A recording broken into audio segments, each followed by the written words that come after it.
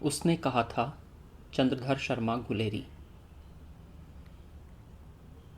बड़े बड़े शहरों के इक्के गाड़ी वालों की ज़बान के कोड़ों से जिनकी पीठ छिल गई है और कान पक गए हैं, उनसे हमारी प्रार्थना है कि अमृतसर के बम्बू कार्ट वालों की बोली का मरहम लगावें।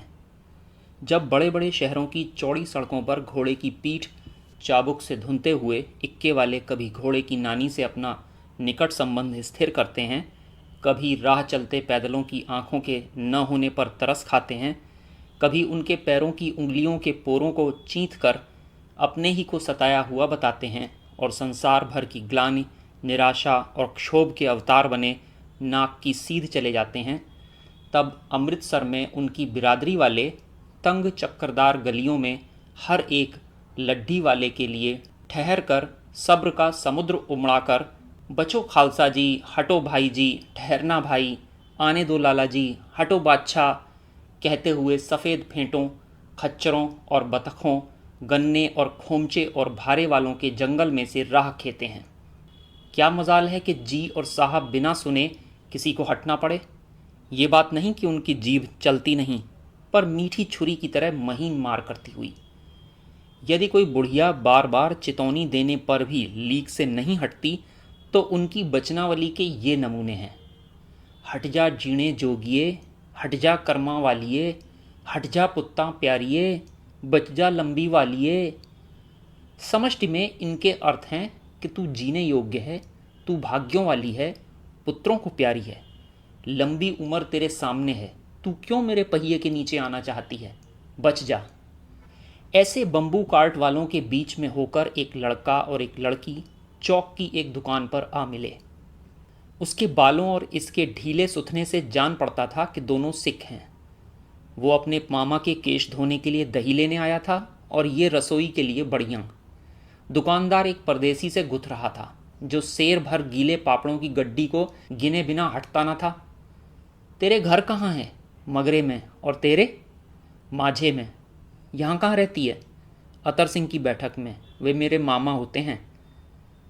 मैं भी मामा के यहाँ आया हूँ, उनका घर गुरु बाजार में है। इतने में दुकानदार निपटा और इनका सौदा देने लगा। सौदा लेकर दोनों साथ साथ चले। कुछ दूर जाकर लड़के ने मुस्कुराकर पूछा, तेरी कुड़माई हो गई? इस पर लड़की कुछ आंखें चढ़ाकर धत कहकर दौड़ गई और लड़का मुंह देखता रह गया। दूसरे तीसरे दिन सब्जी वाले के यहाँ, दूध वाले के यहाँ अकस्मात दोनों मिल जाते। महीना भर यही हाल रहा। 2-3 बार लड़के ने फिर पूछा, तेरी कुड़माई हो गई? और उत्तर में वही धत मिला। एक दिन जब फिर लड़के ने वैसे ही हंसी में चिढ़ाने के लिए पूछा, तो लड़की लड़के की संभावना के विरुद्ध बोली, हाँ हो गई। कब? कल। देखते नहीं ये रेशम से कढ़ा हुआ सालू। लड़की भाग गई। लड़के ने घर की राह ली। रास्ते में एक लड़के को मोरी में ढकेल दिया, एक छाबड़ी वाले की दिन भर की कमाई खोई, एक कुत्ते पर पत्थर मारा और एक गोभी वाले के ठेले में दूध उड़ेल दिया। सामने नहाकर आती हुई किसी वैष्णवी से टकराकर अंधे की उपाधि पाई। तब कहीं घर पहुंचा। भाग 2। राम राम, ये भी कोई लड़ाई है? दिन रात खंदकों में बैठे हड्डियां अकड़ गईं। लुधियाना से 10 गुना जाड़ा और मे और बर्फ ऊपर से। पिंडलियों तक कीचड़ में धंसे हुए हैं। ज़मीन कहीं दिखती नहीं। घंटे 2 घंटे में कान के पर्दे फाड़ने वाले धमाके के साथ सारी खंदक हिल जाती है और 100-100 गज धरती उछल पड़ती है। इस गैबी गोले से बचे तो कोई लड़े। नगरकोट का जलजला सुना था। यहाँ दिन में 25 जलजले होते हैं। जो कहीं खंदक से बाहर साफा या कोहनी निकल गई तो चटाक से गोली लगती है। न मालूम बेईमान मिट्टी में लेटे हुए या घास की पत्तियों में छिपे रहते हैं। लहना सिंह, और 3 दिन हैं, 4 तो खंदक में बिता ही दिए। परसों रिलीफ आ जाएगी और फिर 7 दिन की छुट्टी। अपने हाथों झटका करेंगे और पेट भर खाकर सो रहेंगे उसी फिरंगी मेम के बाग में। मखमल का सा हरा घास है, फल और दूध की वर्षा कर देती है। लाख कहते हैं, दाम नहीं लेती। कहती है, तुम राजा हो, मेरे मुल्क को बचाने आए हो। 4 दिन तक एक पलक नींद नहीं मिली। बिना फेरे घोड़ा बिगड़ता है और बिना लड़े सिपाही। मुझे तो संगीन चढ़ाकर मार्च का हुक्म मिल जाए, फिर 7 जर्मनों को अकेला मार कर न लौटूं, तो फिर मुझे दरबार साहब की देहली पर मत्था टेकना नसीब ना हो। पाजी कहीं के कलों के घोड़े संगीन देखते ही मुंह फाड़ देते हैं और पैर पकड़ने लगते हैं। यों अंधेरे में 30-30 मन का गोला फेंकते हैं। उस दिन धावा किया था, 4 मील तक एक जर्मन नहीं छोड़ा था। पीछे जनरल ने हट जाने का कमान दिया, नहीं तो सीधे बर्लिन पहुंच जाते। क्यों? सूबेदार हजारा सिंह ने मुस्कुरा कर कहा, लड़ाई के मामले जमादार या नायक के चलाए नहीं चलते। बड़े अफसर दूर की सोचते हैं। 300 मील का सामना है, एक तरफ बढ़ गए तो क्या होगा? सूबेदार जी सच है, लहना सिंह बोला, पर करें क्या? हड्डियों हड्डियों में तो जाड़ा धंस गया है। सूर्य निकलता नहीं और खाई में दोनों तरफ से चंबे की बावलियों के से सोते झर रहे हैं। एक धावा हो जाए तो गर्मी आ जाए। उद्मी उठ, सिगड़ी में कोले डाल। वजीरा, तुम 4 जने बाल्टियां लेकर खाई का पानी बाहर फेंको। महासिंह, शाम हो गई है, खाई के दरवाजे का पहरा बदल दे। ये कहते हुए सूबेदार सारी खंदक में चक्कर लगाने लगे। वजीरा सिंह पलटन का विदूषक था। बाल्टी में गंदला पानी भरकर खाई के बाहर फेंकता हुआ बोला, मैं पादा बन गया हूँ, करो जर्मनी के बादशाह का तर्पण। इस पर सब खिलखिला पड़े और उदासी के बादल फट गए। लहना सिंह ने दूसरी बाल्टी भरकर उसके हाथ में देकर कहा, अपनी बाड़ी के खरबूजों में पानी दो। ऐसा खाद का पानी पंजाब भर में नहीं मिलेगा। हाँ, देश क्या है, स्वर्ग है। मैं तो लड़ाई के बाद सरकार से 10 गुना ज़मीन यहीं मांग लूँगा और फलों के बूटे लगाऊंगा। लाड़ी होरा को भी यहीं बुला लोगे, या वही दूध पिलाने वाली फिरंगी मेम? चुप कर, यहाँ वालों को शर्म नहीं। देश देश की चाल है। आज तक मैं उसे समझा ना सका कि सिख तंबाकू नहीं पीते। वो सिगरेट देने में हट करती है, होठों से लगाना चाहती है, और मैं पीछे हटता हूँ तो समझती है कि राजा बुरा मान गया, अब मेरे मुल्क के लिए लड़ेगा नहीं। अच्छा, बोधा सिंह कैसा है? अच्छा है, जैसे मैं जानता ही ना हूँ। रात भर तुम उसे अपने कंबल उड़ाते हो और आप सिगड़ी के सहारे गुजर करते हो। उसके पहरे पर आप पहरा दे आते हो। अपने सूखे लकड़ी के तख्तों पर उसे सुलाते हो और आप कीचड़ में पड़े रहते हो। कहीं तुम न मांदे पड़ जाना। जाड़ा क्या है, मौत है, और निमोनिया से मरने वालों को मुरब्बे नहीं मिला करते।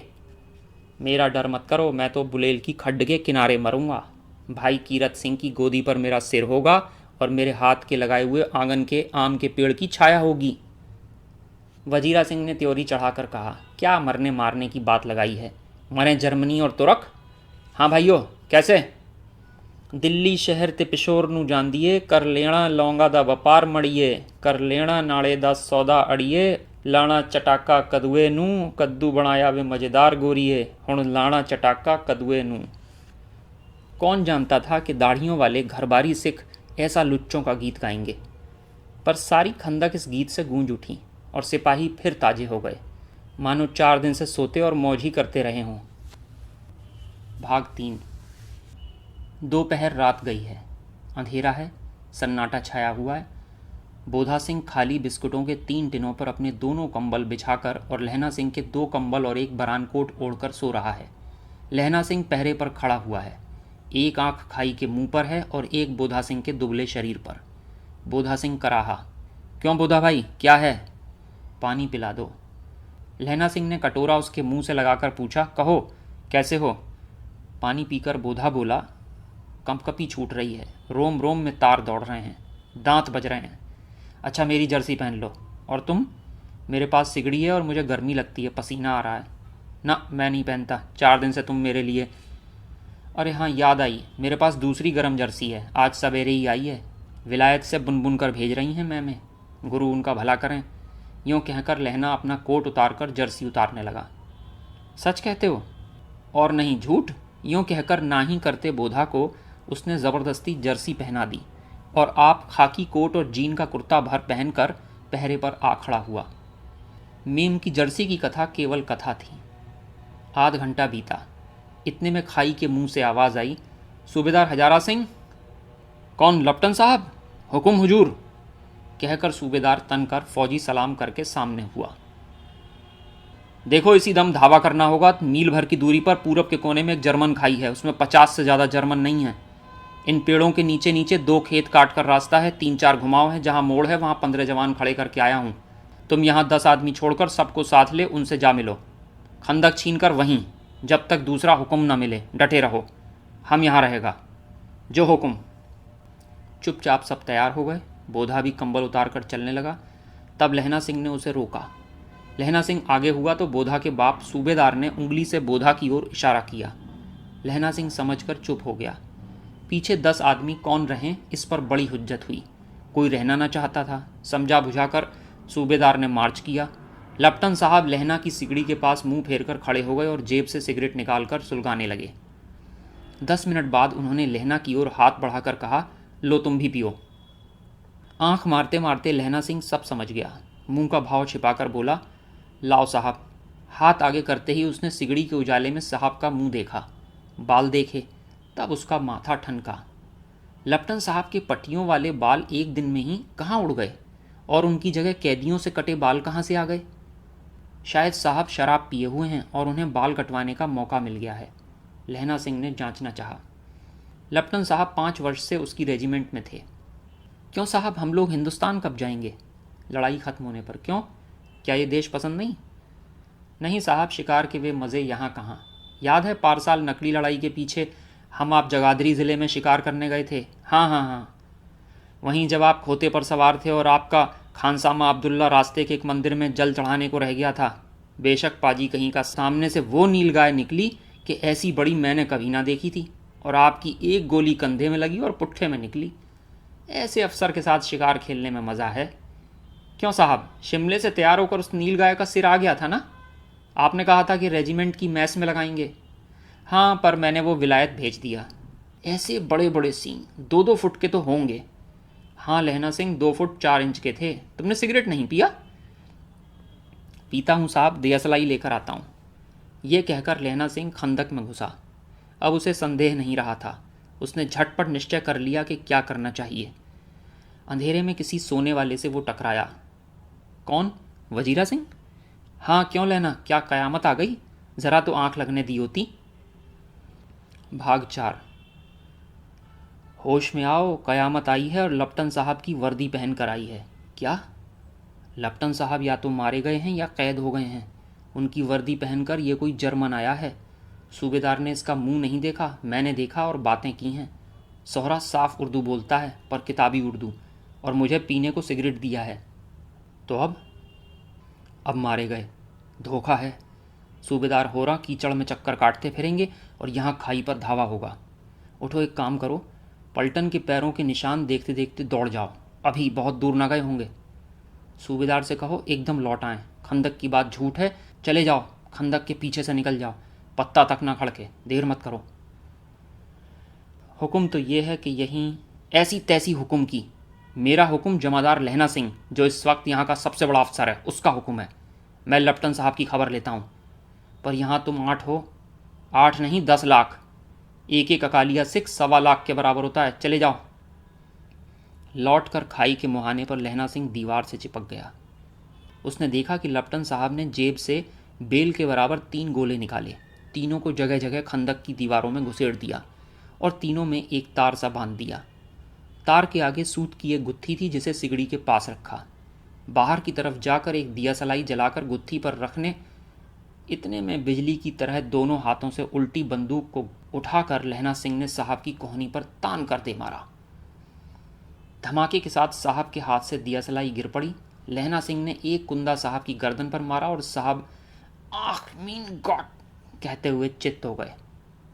लहना सिंह ने तीनों गोले बीन कर खंदक के बाहर फेंके और साहब को घसीटकर सिगड़ी के पास लिटाया। जेबों की तलाशी ली।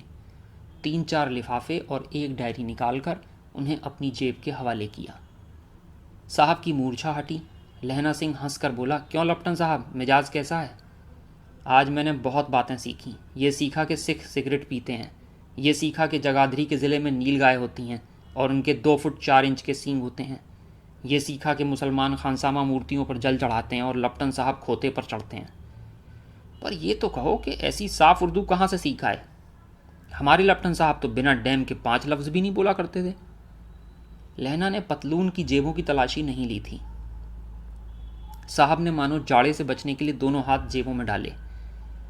लहना सिंह कहता गया, चालाक तो बड़े हो, पर माझे का लहना इतने बरस लेफ्टिनेंट साहब के साथ रहा है। उसे चकमा देने के लिए 4 आंखें चाहिए। 3 महीने हुए एक तुर्की मौलवी मेरे गांव आया था। औरतों को बच्चे होने के ताबीज़ बांटता था और बच्चों को दवाई देता था।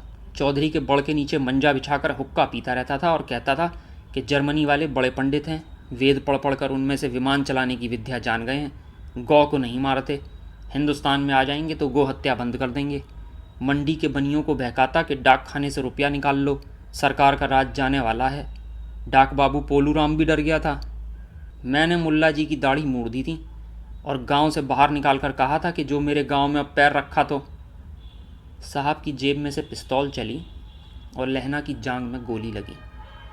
इधर लहना की हेनरी मार्टिन के 2 फायरों ने साहब की कपाल क्रिया कर दी।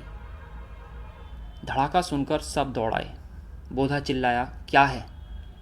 लहना सिंह ने उसे यह कहकर सुला दिया कि एक हड़का हुआ कुत्ता आया था, मार गिराया, और औरों से सब हाल कह दिया। सब बंदूकें लेकर तैयार हो गए। लहना ने साफा फाड़कर घाव के दोनों तरफ पट्टियां कसकर बांधी। घाव मांस में ही था। पट्टियों के कसने से लहू निकलना बंद हो गया। इतने में 70 जर्मन चिल्लाकर खाई में घुस पड़े। सिखों की बंदूकों की बाढ़ ने पहले धावे को रोका, दूसरे को रोका, पर यहाँ थे 8। लहना सिंह तक तक कर मार रहा था। वो खड़ा था और लेटे हुए थे, और वे 70। अपने मुर्दा भाइयों के शरीर पर चढ़कर जर्मन आगे घुसे आते थे। थोड़े से मिनटों में वे अचानक आवाज़ आई, वाहे गुरु जी दी फतेह, वाहे गुरु जी दा खालसा, और धड़ाधड़ बंदूकों के फायर जर्मनों की पीठ पर पड़ने लगे। ऐन मौके पर जर्मन 2 चक्की के पाटों के बीच में आ गए। पीछे से सूबेदार हजारा सिंह के जवान आग बरसाते थे और सामने लहना सिंह के साथियों की संगीन चल रही थीं। पास आने पर पीछे वालों ने भी संगीन पिरोना शुरू कर दिया।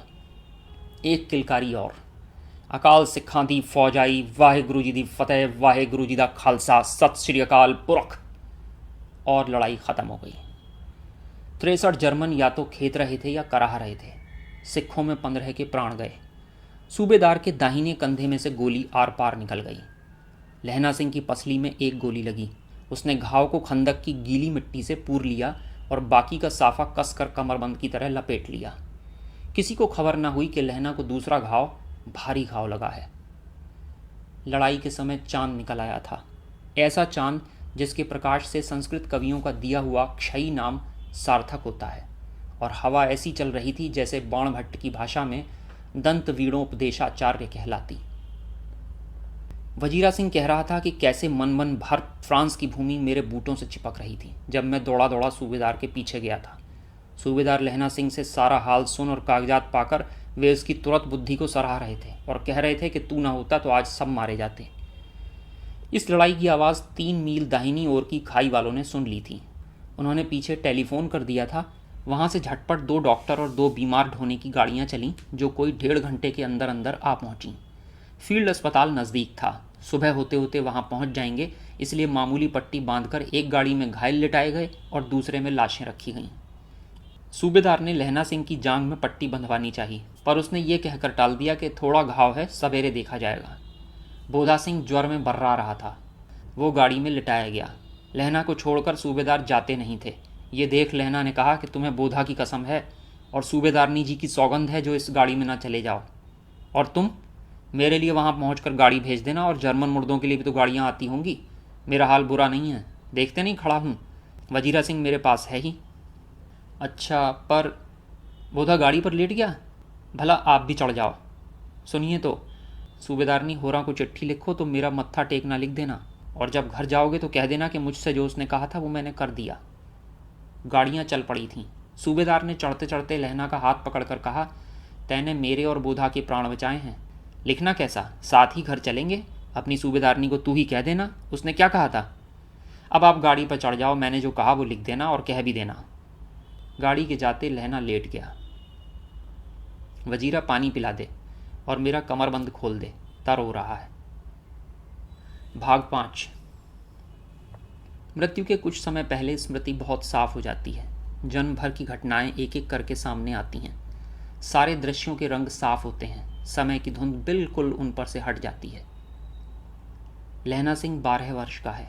अमृतसर में मामा के यहाँ आया हुआ है।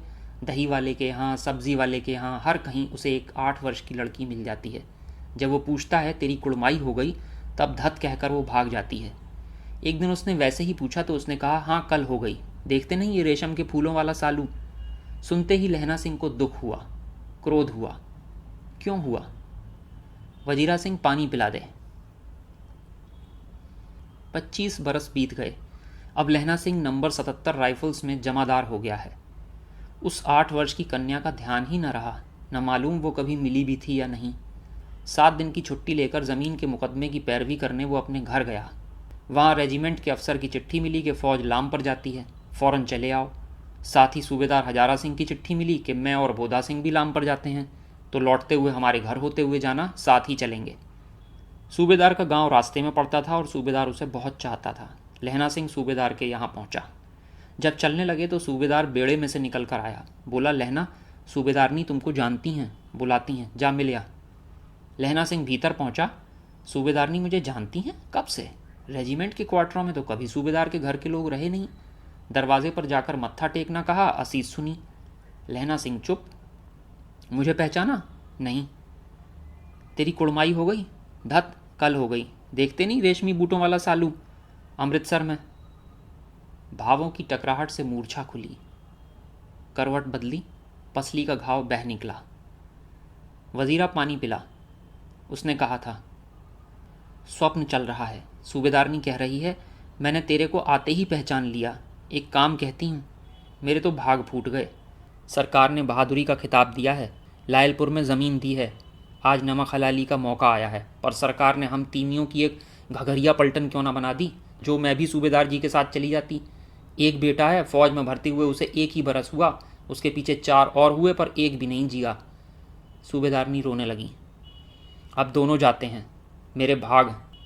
तुम्हें याद है एक दिन तांगे वाले का घोड़ा दही वाले की दुकान के पास बिगड़ गया था, तुमने उस दिन मेरे प्राण बचाए थे। आप घोड़ों की लातों में चले गए थे और मुझे उठाकर दुकान के तख्ते पर खड़ा कर दिया था। ऐसे ही इन दोनों को बचाना, ये मेरी भिक्षा है, तुम्हारे आगे आंचल पसारती हूँ।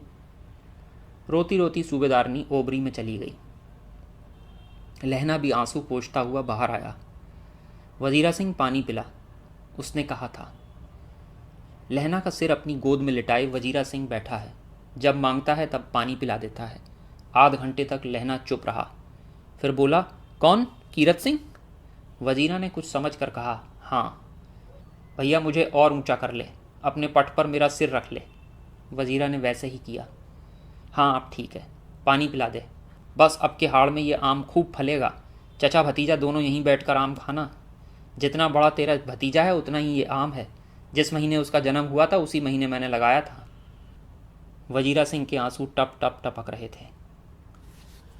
कुछ दिन पीछे लोगों ने अखबारों में पढ़ा, फ्रांस और बेल्जियम 68वीं सूची, मैदान में घावों से मरा नंबर 77 सिख राइफल्स जमादार लहना सिंह।